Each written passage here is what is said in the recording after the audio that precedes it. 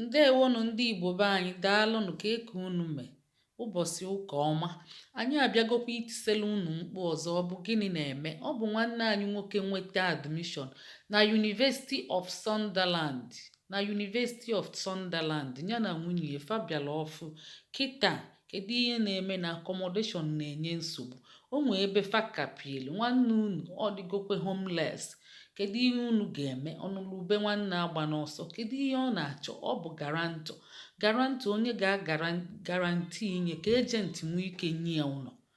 Ndị ejenti na-abụ ịsaịnị alụ mmadụ onye nwere ọrụ na ịbụ garantọ ya, fa ga-enye ya ụlọ. Biko, o nwetegokwa ọrụ nọọ na ọka bịala ọfụ, ọ ga-akwụ ya bụ ụgwọ. Nọọ enego anya fụ na ọ bịala ọfụ, ọ chọrọ onye ga-agaranti inye. Biko, onye ga-eme? Gbata n'ọsọ enyemaka. Ọnụlube nwanne agba n'ọsọ. Onye agha na nwanne bọsị anyị pụtakwa tiselu unu mkpu. Unu bịakwa mee enye bụ onye n'ikem. Ọ dịka onye nwere mmadụ, ọ dịka Igbo nwere mmadụ. Anyị ji unu eme ọnụ. Igbo ndị ọma eji eme ọnụ. Unu agbarapụkwana, unu emechu n'iru, unu asị na ogene na-eme.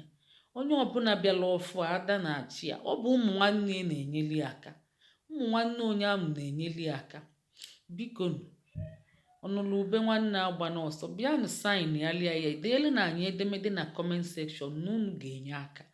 O nwere ihe ọ ga-ewepụ unu n'arụ. Ndị niile bịala ọfụ emechekwa afa enweta onwefe. Fa ga-ebikwe na 2 bedroom 3 bedroom ma 4. Ịfụzi onye ahụ ụkwụ esi enyi ike, mana mgbe ọ bịala ọfụ ada na-achị. Kedu na ihe anyị ga-eme?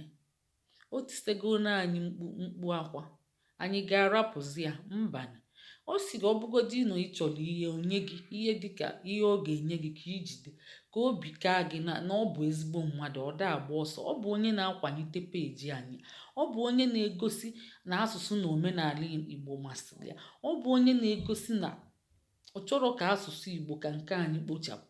Ọ bụ onye na-apụta ife na peji anyị a na-asị ka afọ Igbo ghara ifu. Biko, unu anyị agbarapụ ya? Mbanụ. Mbọsị ya unu gbapụtakwa ọsọ ka a kpọrọ unu. Ezinna ezinne ka unu bụ. Unu gbapụtakwa ọsọ.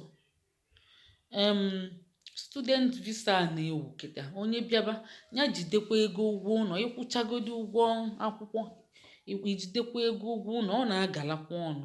O nwee 2 bedroom ma 3 na-eluche 2,000 pounds. 2,000 pounds ahụ luchekwa 2 million naira n'ọnụ ego be anyị. And 1 bedroom na-anọchakwa na 600 maọbụ 500 pounds ahụ na-eluchekwa 500,000 n'ọnụ ego be anyị. Ya bụ ịbịabakwa ike nkwụcha. O nwee ndị ọ na-emekwa, nwee ndị ọ na-eme. Biko, unu agbarapụ na onye titielu unu mkpu ahụ. Kedu ndị be anyị bi na Sunderland? O nwekwa ndị nya ụlọ fadizi okpokolo, ụmụfe etochego gachaa university fa anọziala nkịtị. Ụdị ndị a na-anabatakwa mmadụ. Ọ bụrụ na ị nwere extra room na be gị, deela anyị edemede si na ị ga-enye aka. Ọ bụ Igbo ka anyị na-akwado ebe a. Ọ bụ ndị Igbo ka anyị na-akwado ebe a. Biko, chetakwanụ na ọ bụ anyị bụ Igbo Class World, ndị na-akwado asụsụ na omenala Igbo, na-akụzikwa Igbo kwa Satọde na ụka. Anyị ga-akụzikwa taa. Biko,